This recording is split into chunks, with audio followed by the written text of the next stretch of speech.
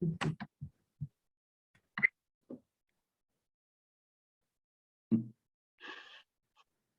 entonces continuamos, así ya vamos terminando y podemos arrancar con renal, que es un poco más largo.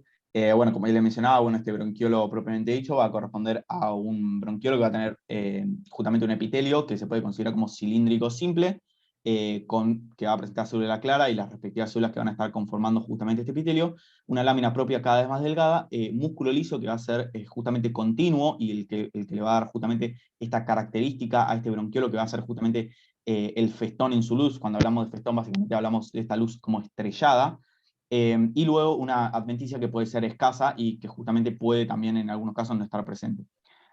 A continuación, entonces, seguiríamos con el que se conoce como bronquiolo terminal, que justamente es la última porción conductora que está asociada al aparato respiratorio, en la cual vamos a poder observar un epitelio, que en este caso corresponde a un epitelio de tipo cúbico simple, dentro del cual vamos a poder observar cada vez más células de la clara. Observen este tipo de células que encontramos por acá, por ejemplo, que presentan justamente esta morfología con una convexidad apical característica y que nos van a dar justamente el diagnóstico de estas células como células de la clara. Acá les pongo una foto a mayor aumento, también se puede observar que presentan núcleos redondos de cromatina laxi que justamente van a corresponder a las células de la clara, que van a sintetizar, como ya les mencionábamos con Javi, lo que se conoce como el agente tensioactivo, que es justamente una sustancia que va a impedir el colapso de los pulmones, impidiendo, por lo tanto, que justamente las paredes de todas estas estructuras se unan entre sí, justamente, e impidan que vuelva a abrirse.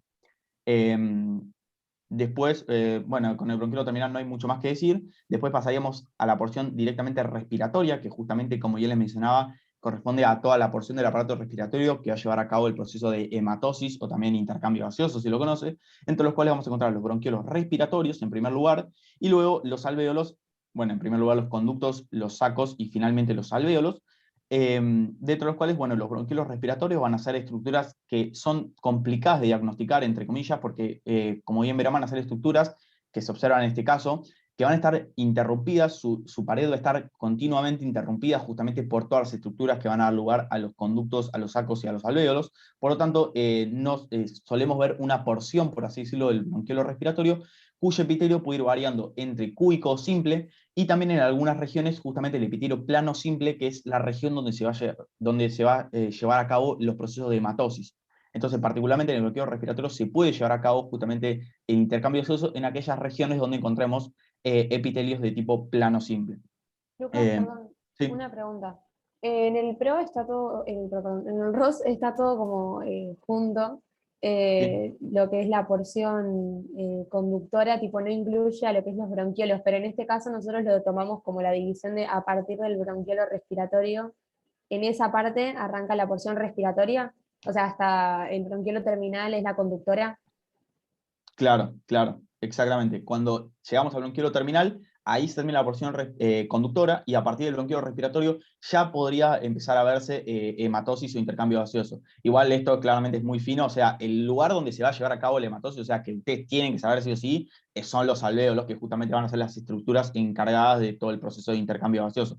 Pero en el bronquiolo respiratorio en algunas regiones también se puede llegar a dar, que justamente van a corresponder a estas regiones donde el epitelio se encuentre más adelgazado, que justamente al estar el epitelio adelgazado va a permitir, por lo tanto, esta difusión de gases entre los alveolos, o sea, entre el espacio alveolar, o sea, la luz de justamente los bronquiolos respiratorios y los vasos sanguíneos que se encuentren transcurriendo en el tejido conectivo que se encuentra en las paredes justamente del bronquiolo respiratorio. Pero bueno, tomen al bronquiolo respiratorio como parte de la porción respiratoria.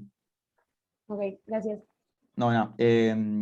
Bueno, entonces, como ya le mencionaba, el bronquiolo respiratorio no hay mucho más que decir, o sea, sepan que justamente a partir de los bronquiolos respiratorios van a surgir los conductos alveolares que luego se van a continuar con los sacos y finalmente los alvéolos.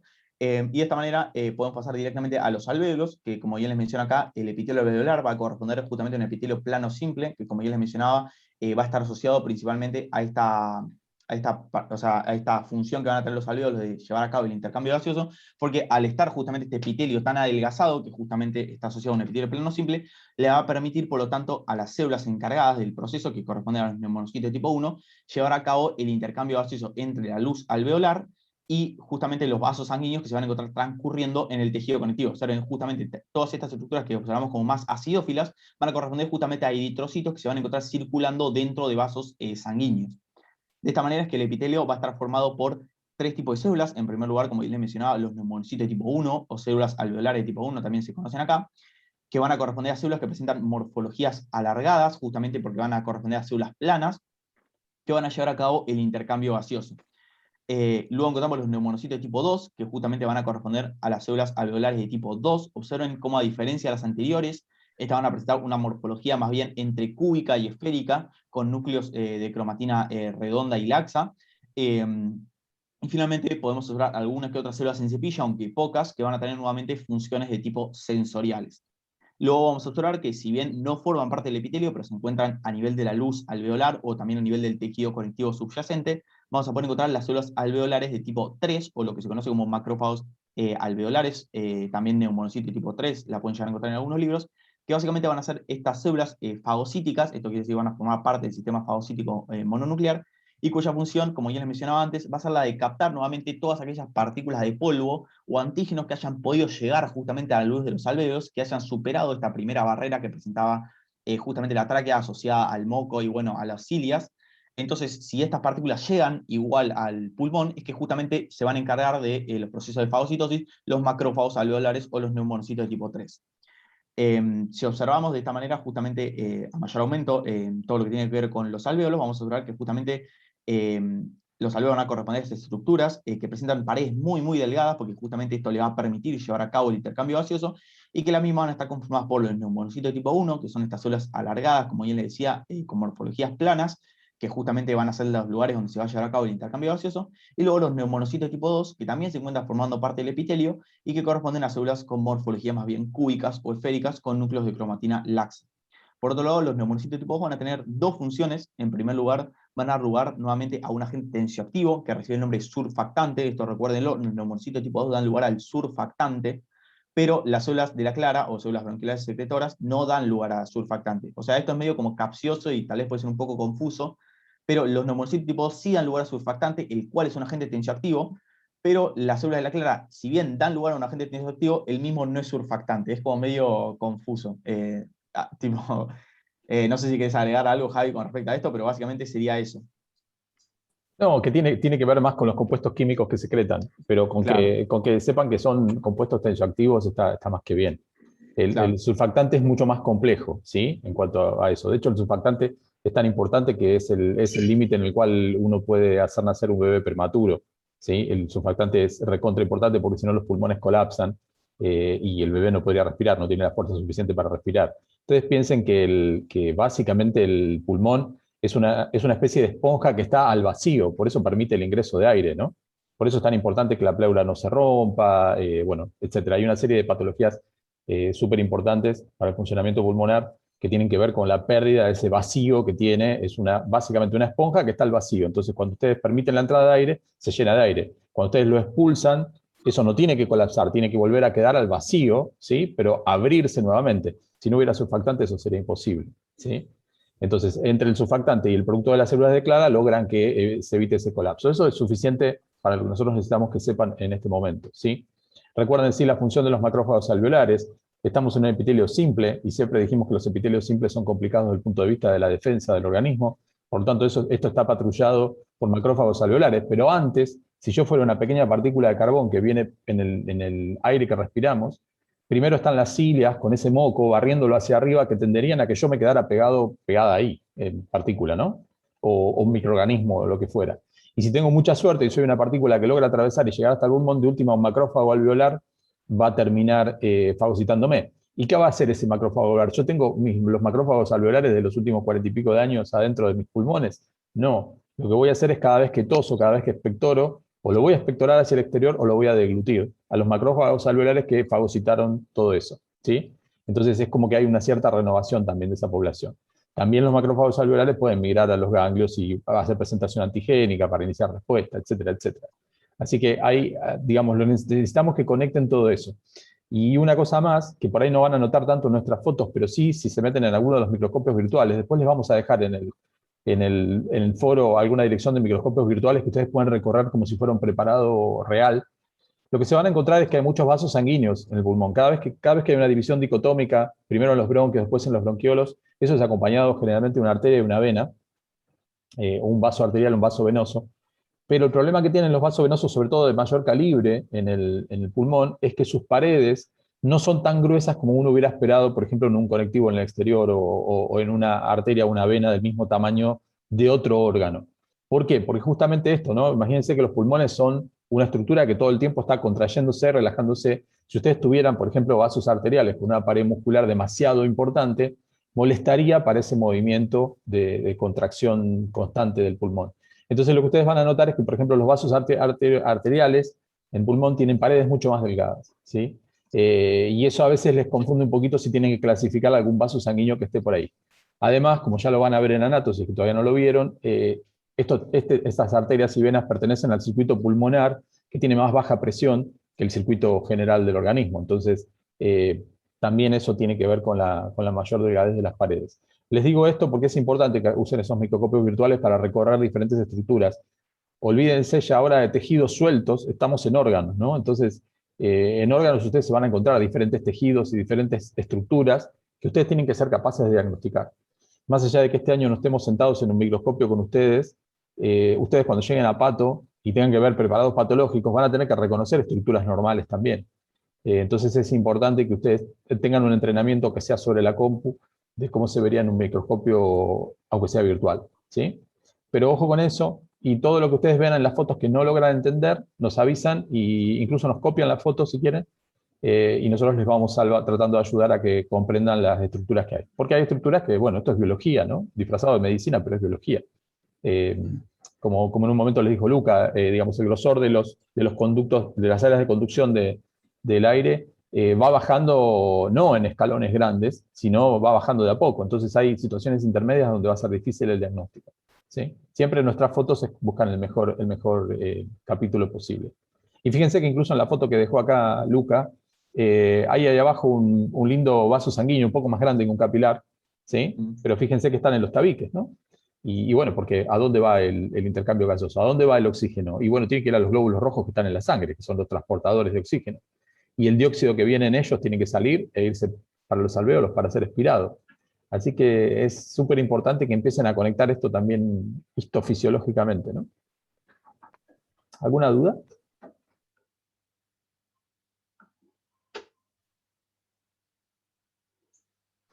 No entendí lo del surfactante. Si vos tenés dos paredes, imagínate dos bolsas de nylon, ¿sí? Las mojás y las pegás. Terminen con esto, vayan a la cocina en casa y hagan el experimento. Agarran una bolsa de nylon, con otra bolsa de nylon, le ponen agua en el medio y la pegan. Van a tener que hacer bastante fuerza para que eso se despegue, ¿sí? Se va a pegar fácilmente, pero por algo que se llama tensión superficial, eso va a tender a quedarse pegado y va a ser bastante difícil desplazarlo. Es más, si ustedes lo hacen con dos hojas de vidrio, a veces casi es imposible que se despegue. El polarizado de los vidrios de los autos se hace de esa manera también. Se humedece, tiene un pegamento, pero se humedece y queda adherido tan fuertemente que prácticamente no se despega, ¿sí? Después tiene un pegamento también, pero al principio queda adherido solamente por la fuerza que tienen estos líquidos para quedarse pegados. Si ustedes tienen esto multiplicado por millones, porque la cantidad de superficies que ustedes tienen ahora no me acuerdo exactamente el número, pero es una superficie brutal, como si les diría cientos de metros cuadrados adentro del pulmón. Entonces, si vos querés, la fuerza que necesitarías para despegar todo eso sería imposible. ¿Cómo solucionó esto la naturaleza? Bueno, poniendo algo que es como un detergente, un tensioactivo, ¿sí? Un detergente. El detergente, ¿qué hace? Rompe esa tensión superficial y hace que sea mucho más baja. Entonces, el surfactante lo que va a hacer es que estas dos hojas que hacía falta mucha fuerza para despegarlas, se despeguen fácilmente. Entonces, vos lo que vas a lograr es que cuando entra al aire, rápidamente eso se despegue con una fuerza no mínima, pero una fuerza del diafragma que es fácil de manejar. ¿Se entiende la idea? ¿Sí? Entonces, el surfactante lo que hace es disminuir la tensión superficial, de tal manera de que dos cosas que se quedan pegadas tremendamente muy adheridas sean fáciles de despegar. Y por lo tanto nuestros músculos sean capaces de hacerlo y no estemos con problemas para poder despegar las paredes de los alvéolos y del área de conducción, sobre todo de los conductos más pequeños. No sé si fui claro. Mucho más de eso no te puedo explicar porque tengo que meter en conceptos biofísica, digamos. ¿Sí? Pero eso es lo que nosotros necesitamos que sepan. Después en fisio, en pato, incluso en el OSPI, incluso en pediatría, etcétera, ustedes van a ampliar esos conceptos. Pero por ahora nosotros, con que digan eso, para nosotros es suficiente. ¿Sí? El surfactante lo pueden poner, de hecho está bueno que lo pongan incluso como parte de la barrera de intercambio gaseoso, ¿no? ¿Sí? Sí, sí, ahora justo la siguiente diapositiva y vamos a hablar un Ah, poco de dale, eso. dale, dale. Bueno, ponela esa y después aclaramos alguna otra duda que haya. Dale, buenísimo. Entonces, bueno, como bien les mencionábamos con Javi, el neumonocito tipo 2 va a producir surfactante y sepan también que puede dar lugar a los neumonocitos tipo 1, o sea, se pueden diferenciar hacia neumonocito tipo 1, como para que lo tengan en cuenta. Y finalmente, entonces, bueno, el macrófago alveolar, y finalmente, bueno, la barrera hematoalveolar o hematogaseosa también se la conoce, que, bueno, como bien les mencionaba Javi, la misma va a estar compuesta en primer lugar por surfactante. Y bueno, les iba a preguntar a ustedes cuáles eran los siguientes componentes de la barrera hematoalveolar o hematogaseosa, si alguno lo sabe, además de justamente el surfactante que se encuentra justamente, que es el primero, por así decirlo, en contacto con la luz alveolar. Neumocito Los neumonocitos, ¿de qué tipo? tipo 1. Perfecto. Subyacente a los mismos, ¿qué haría? ¿Qué habría? El endotelio capilar. Bien, el endotelio capilar sería el último paso, por así decirlo, que nos falta justamente lo que está entre medio del neumonocito tipo 1 y el endotelio capilar. Su lámina basal. Bien, perfecto. La lámina basal de ambos, que justo en el caso de la barrera hematoalveolar van a ver en algunos libros que dice que se encuentra fusionada. Ahora vamos a ver una foto, pero básicamente justamente la membrana basal tanto del neumonocito tipo 1 como la membrana basal del capilar, que claramente va a ser un capilar continuo, porque como bien recordarán, esto va a impedir el pasaje de distintas cosas, justamente van a estar fusionadas, y bueno, estos serían los componentes de la barrera hematoalveolar, que como bien les muestra este diseño, justamente, principalmente el intercambio gaseoso, o sea, la hematosis se va a dar en las regiones justamente adelgazadas del epitelio, que van a corresponder justamente a las regiones donde no encontramos el núcleo de los neumonocitos tipo 1 o de los capilares, de las células endoteliales del capilar. Entonces, a través de las mismas se va a desarrollar justamente el intercambio gaseoso, y también en algunos casos vamos a poder encontrar justamente tejido conectivo que haya quedado justamente en esas regiones. Pero lo normal es que se lleve a cabo entre justamente estas regiones de acá.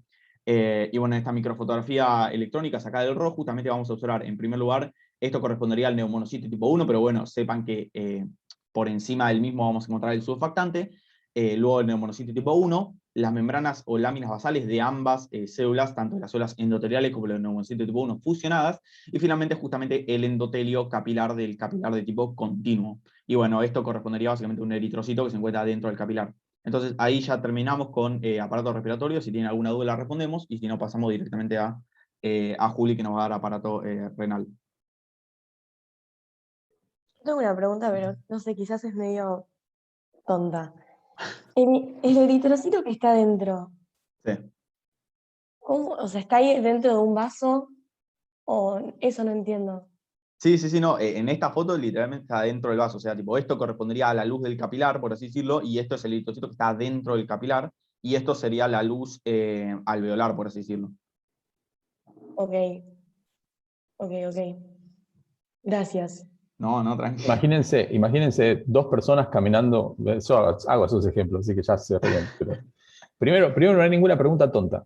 Me lo dijo cuando yo el primer día que entré a la facultad, primer decano que vi en la facultad. No hay ninguna pregunta tonta, la única pregunta tonta es la que no se hace. Porque además tenés tan mala suerte que te la hacen en un final o en un parcial. Siempre. Entonces, imagínense dos personas que van caminando a lo largo de una reja, ¿sí? Yo soy glóbulo rojo, vengo con una bolsita que dice dióxido de carbono. Se la entrego del otro lado a alguien, que es la nada misma, que se va y para que se vaya y se evapora. Y de ese otro lado de la reja me entregan una bolsita que dice oxígeno y me la llevo a los tejidos. Yo soy glóbulo rojo, ¿sí? ¿Qué hay del otro lado? Nada, tenés la reja, que es la membrana, y tenés una zona donde están los gases con los cuales podés intercambiar, ¿sí? Es a nivel molecular esto. Piensen eso, ¿no? Que la hemoglobina tiene como lugares para que se pegue el oxígeno, y se despega el oxígeno y automáticamente viene el dióxido de carbono, y después el dióxido de carbono es desplazado por el oxígeno. A lo largo de esa reja, imagínense dos tubos con una reja en el medio, imagínense un alveolo y un capilar, ¿sí? Esa es la idea, ¿sí? Pero siempre piensen que las cosas van a algún lado y vienen de algún lado. Acá la materia no se genera, ¿sí? El organismo no inventa nada. Algo viene, algo se transforma. Hay una serie de dibujitos que lo explican. Ok, seguramente no con una reja, porque me lo acabo de ocurrir lo de la reja, pero imagínenselo de esa manera, ¿sí? Y ojo con esta barrera, que es una de las pocas barreras que uno les describe desde la luz del alvéolo hacia el capilar. Vieron que nosotros en general las barreras les decimos, descríbanlas desde la luz del capilar hacia adentro. Y nosotros esta la describimos justamente al revés, ¿sí? Porque es más fácil de entender. Esperen que muteo a Ana María Vélez, que está ahí. Listo. ¿Sí? ¿Se entendió? Bueno, cuando quieran, si querés dejar de compartir, Luca, Dale. y vamos Sí, con sí. René.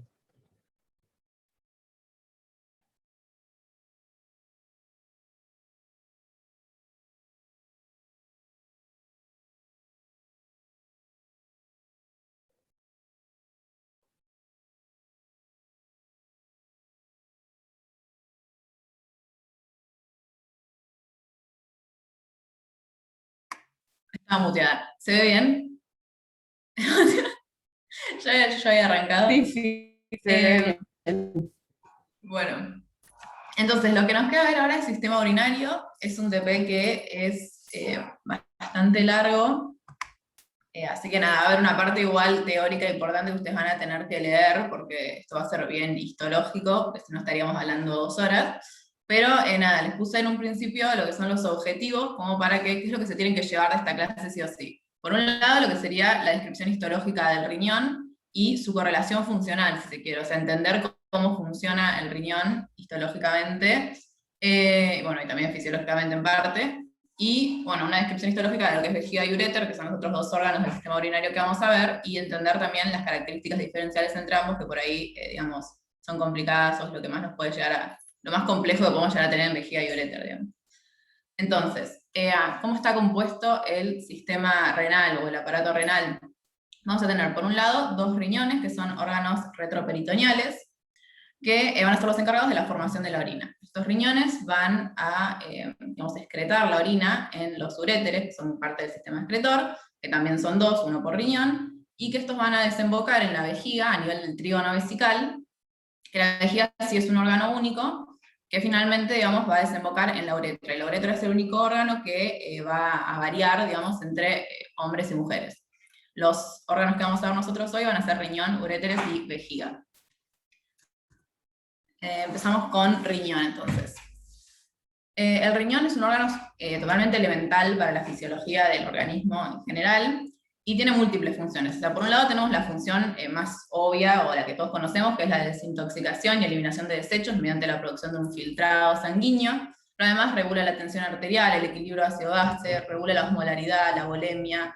Es un órgano endocrino también, libera eritropoyetina, vitamina D, renina, o sea, regula entonces la eritropoyesis, también es gluconeogénico, participa en lo que es la regulación de los iones en sangre. Entonces tiene muchísimas funciones y es un órgano bastante elemental, y por eso también es tan complejo. Histológicamente es un órgano macizo y capsulado. Se va a dividir en una región periférica, cortical, y una región medular central. La región medular tiene forma o morfología piramidal, donde la base se apoya en lo que sería la región, digamos, que da para el lado de la corteza y la cápsula, y la porción del vértice, digamos, es lo que se denomina papila, y apunta a lo que sería la pelvis renal, que es lo que va a desembocar en el uréter. Acá podemos ver una imagen, digamos, un corte coronal ya de lo que sería un preparado, digamos, un histológico de riñón. Se ve bastante mal, pero para que entiendan más o menos cómo se organiza. Fíjense que en la porción periférica tenemos lo que es la corteza, y que tiene como una tinción más intensa, y la porción central tiene una tinción más pálida, que es la región de la médula. Por ahí ahora en un principio es bastante difícil entender esta distinción porque es bastante vaga, pero cuando lo vayan entendiendo van a poder diagnosticar bien. Porque no hay como una diferencia así muy tajante entre lo que es la corteza y la médula, visto hacia simple vista. Entonces, para poder entender al riñón como órgano, tenemos que entender cómo está compuesto, y está compuesto, o sea, su unidad funcional y estructural es la nefrona. La nefrona es esto que estamos viendo en la imagen de la izquierda, en realidad es el corpúsculo renal o corpúsculo de Malpighi, que es esto que vemos acá, más un sistema de túbulos que desembocan en, digamos, un túbulo que se denomina el túbulo colector. O sea, la nefrona está compuesta por corpúsculo renal más sistema de túbulos, excluyendo el túbulo colector. O sea, el túbulo colector no forma parte de la nefrona. Ahora, cuando hablamos de nefrona más túbulo colector, nos referimos al túbulo urinífero. Entonces es importante que sepamos que el túbulo colector no forma parte de la nefrona, porque incluso varias nefronas pueden desembocar en un mismo túbulo colector. Entonces, la nefrona, o sea, el riñón va a estar compuesto por una múltiple cantidad de nefronas, Y una misma nefrona, digamos, va a tener partes que se van a encontrar en la región cortical y partes que se van a encontrar en la región medular. Entonces nosotros cuando veamos un preparado de riñón, lo que vamos a ver va a ser esta estructura, que es, digamos, forma lo que sería el parénquima del órgano, o sea, la parte funcional, si se quiere, del órgano. Esta estructura, digamos, multiplicada digamos, en gran cantidad y en distintas incidencias de corte. O sea, lo que vamos a ver es básicamente un sistema de túbulos en distintas incidencias de corte. O sea, váyanse haciendo la imagen, porque por ahí, si no, va a ser difícil entender lo que estamos viendo. ¿Ven? O sea, esto es lo que vamos a ver, esto es un campo de lo que sería el riñón. Tenemos la región cortical, que a simple vista la podemos diferenciar porque tiene más tinción, o sea, tenía una manera más intensa, y la región medular. Y fíjense que vemos como múltiples luces en distintas incidencias de corte que se corresponden con lo que sería este sistema de túbulos, que es la nefrona, ¿no? Más los conductos colectores. Por ahí voy muy rápido, ¿ustedes tienen alguna duda? Pregunten. Hasta ahora. ¿Era Ok. lo que formaba la nefrona y el túbulo colector? Túbulo urinífero. O sea, nefrona más túbulo colector es túbulo urinífero. Ok, entonces vamos ya listo, a lo que sería la región cortical. O sea, ¿qué nos vamos a encontrar en la corteza? Lo primero, o lo más evidente y fácil de diagnosticar, aparte, o sea, cuando vemos esta estructura sabemos que estamos en corteza, es el corpúsculo renal o corpúsculo de Malpighi. El corpúsculo renal está formado por un glomérulo capilar, como un ovillo de capilares que se encuentra en la porción central, y una cápsula que se denomina cápsula de Bowman. La cápsula de Bowman va a tener dos hojas, una hoja visceral, que está compuesta por células epiteliales especializadas, que se denominan podocitos. Son células que van a tener como prolongaciones, que se denominan pedícelos, y entre dos pedícelos vamos a tener lo que se llama ranura de filtración, que es elemental para la función de filtrado que tiene el riñón. Respecto a los podocitos, se van a encontrar inmediatamente adyacentes a lo que sería el glomérulo capilar. O sea, de hecho, en este esquema es esta porción que vemos como en amarillo. Y después tenemos la hoja parietal, que rodea, digamos, más periféricamente todo lo que sería el glomérulo, que es un epitelio plano simple. El espacio que hay entre la hoja visceral y la hoja parietal se denomina espacio urinífero. El corpúsculo renal va a tener dos polos. Vamos a tener un polo vascular, que es donde ingresan las arteriolas, la arteriola aferente, que va a ser la que va a dar lugar al glomérulo de capilares. Digamos, este glomérulo, digamos, en la región del corpúsculo ocurre el filtrado sanguíneo, y luego lo que queda de sangre pasa a lo que sería la arteriola eferente. Esto sería, digamos, donde entra la arteriola aferente y sale la arteriola eferente, es lo que es el polo vascular. Y después tenemos el polo urinario, que es donde el ultrafiltrado sanguíneo se dirige hacia los túbulos, digamos, y sigue por el camino de la nefrona. Entonces, digamos, todo esto nos permite intuir más o menos cuál sería la función del corpúsculo renal, que es principalmente la de generar el ultrafiltrado sanguíneo. Fíjense, acá tenemos la correlación, digamos, cómo lo veríamos en un preparado. Fíjense que vemos esta porción central, donde tenemos el glomérulo de capilares. Ahora tengo unas imágenes igual que se ven mejor. O sea, vamos a ver una gran cantidad de capilares, como si fuera un ovillo, y en el medio podemos llegar a encontrar como otra población celular, que es lo que se llama las células del mesangio, las células mesangiales, que son pericitos modificados, tienen morfología estrellada, y vamos a tener células mesangiales dentro del glomérulo, que es el mesangio intraglomerular, y fuera del glomérulo, que es el mesangio extraglomerular, que se encuentra alrededor de las arteriolas, o sea, en el polo vascular. Sin embargo, quizás es difícil diagnosticar, digamos, una célula del mesangio intraglomerular, pero tienen que saber que es una población celular que existe también en el corpúsculo renal. Y además Juli, tenemos perdón, también... Juli, antes que Sí. te vayas de esa, no, volvé a esa. Gente, a veces es muy difícil de entenderlo a partir de un corte, cómo es la estructura tridimensional de esto. Y yo lo que suelo hacer es una esquemita con mis manos, a ver si les sirve. Si este es justo me está pegando el sol acá, pero bueno, si este es el ovillo, imagínense que este es el ovillo capilar, ¿sí? Arteriola aferente, arteriola deferente. ¿Ven? ¿Llegan a ver mi puño? Bien. Y acá tengo la cápsula de Bowman, ¿sí? Imagínense que ahora esta cápsula de Bowman da toda la vuelta. Y básicamente esto está en oposición, así, me alejo un poco de la cámara. Ahí está. De este lado, del lado que tengo el reloj, es el polo urinífero, ¿sí? O sea, de este ovillo capilar va a chorrear el ultrafiltrado, va a chorrear, no es que lo dije así porque sí, sino que va a salir el ultrafiltrado y yo lo voy a captar en la cápsula de Bowman. Y de acá, por la salida del polo urinífero, yo lo voy a mandar a los túbulos donde voy a empezar a reabsorber cosas. la forma en que funciona el riñón está súper piola, porque en lugar de pensar cómo voy a ir sacándole cosas a la orina y recuperando las cosas importantes, lo que yo hago es lo que el riñón hace es justamente al revés. Deja pasar un montón de cosas y después reabsorbe selectivamente algunas cosas que le interesan al organismo. Por ejemplo, glucosa, ¿sí? Por ejemplo, iones, cosas que no podemos reponer fácilmente, porque nosotros no fabricamos nada, ya se los dije, nosotros transformamos cosas. Entonces, piénsenlo de esa manera. Si ustedes lo piensan así, el ovillo capilar, rodeado de una cápsula de Bowman, mi perra se está enojando, no le gusta mi explicación, Renal. De esta manera ustedes lo van a poder entender, ¿sí? ¿Se entiende la idea? Entonces, cuando ustedes ven el corte, como le está mostrando Julia ahí, lo que ustedes están viendo es un corte transversal en 2 dimensiones de esta estructura tridimensional que yo de vuelta trato de mostrarles acá. Una cosa más, los pedicelos de los podocitos y toda esta historia, ahora imagínense que, de vuelta, mi brazo es un capilar. Este es un podocito y tiene pedicelos. Y encima estos pedicelos, la naturaleza es tan inteligente que estos pedicelos se mueven de esta manera y les cambian el diafragma de filtración. Fíjense, sería como tener una especie de un colador de fideos adaptable al tamaño de fideos, ¿sí?